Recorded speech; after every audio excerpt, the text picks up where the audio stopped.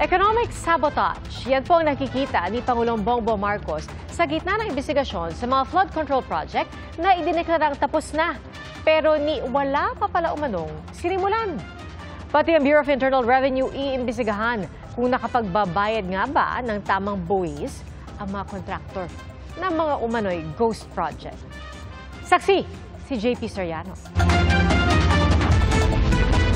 Mahigit 55 million pesos ang gastos ng gobyerno sa flood control project sa Purok 4, Barangay Piel, Baliwag, Bulacan. Nakatayo na dapat ang reinforced concrete river walls batay sa dokumentong hawak ni Pangulong Bongbong Marcos. Pero walang ganong nasilaya ng Pangulo nang mag-inspeksyon siya roon kanina. As of last month, June, ang report dito, 100% complete. At saka fully paid. Wala kaming makita na kahit isang hollow block, isang ng simento, walang equipment dito. Lahat itong project na ito, ghost project. Walang ginawa na trabaho dito.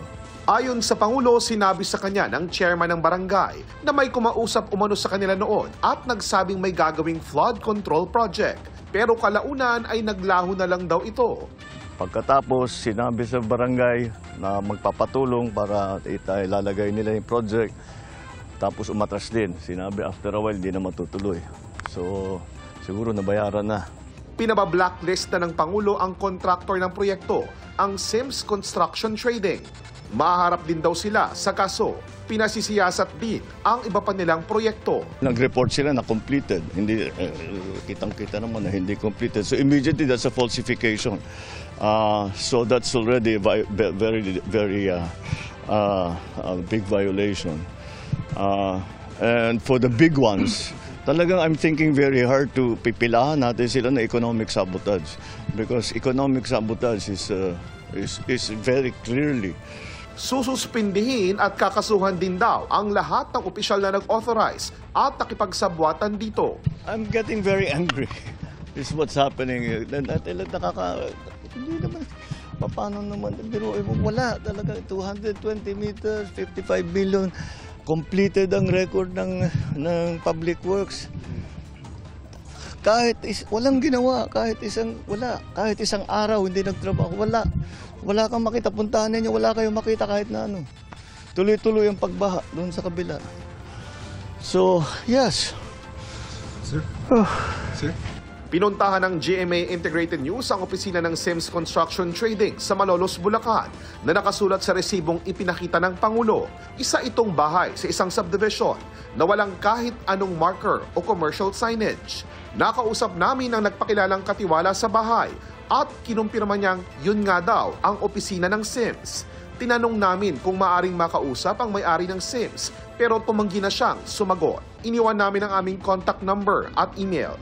Wala rin kaming makitang kahit anong website o social media page ng Sims. Isa pang proyekto sa Barangay Piel ang pinasisilip ng Pangulo. Parang nagtuturuan ngayon yung dalawang kontratista at sinasabing hindi maituloy ito hanggat magawa ito. So nakikiusap, ewan ko, basta't meron daw silang usapan na itutuloy ngayon ito. Ngayon kung titignan ninyo yan, nabot na tayo ng tag-ulan. Kung titignan ninyo, kung abutin ng bahayan, daglag ka agad yung pader na yan, hindi tatagal yan. So substandard pa rin. Sa inspeksyon ng Pangulo, naglahad siya kung paano kumikita sa mga maanumalyang flood control project. Ang technique kasi ginagawa ngayon yung contractor makakakuha, may award ng contract sa kanila. Tapos hindi nila ginagawa yung trabaho. Pinagbibili nila yung contract sa mga subcontractor. Bahala na kung yung subcontractor, kung tutuloy niya yung project, bahala na sila kung maganda, kung nasa standard o substandard. Kahit napapabayaan at yung iba, hindi na lang tinutuloy.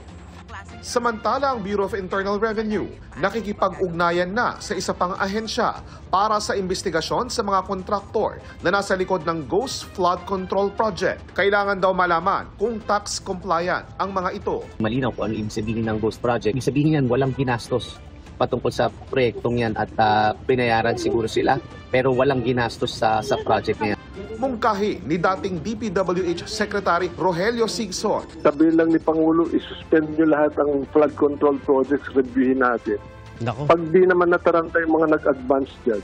Dapat din daw i-rotate muna ang mga district engineer. Dapat din daw may third-party inspector sa mga proyekto at kasama dapat ang komunidad sa pagbabantay.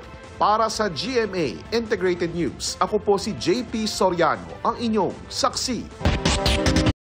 Mga kapuso, maging una sa saksi. Mag-subscribe sa GMA Integrated News sa YouTube para sa iba't ibang balita.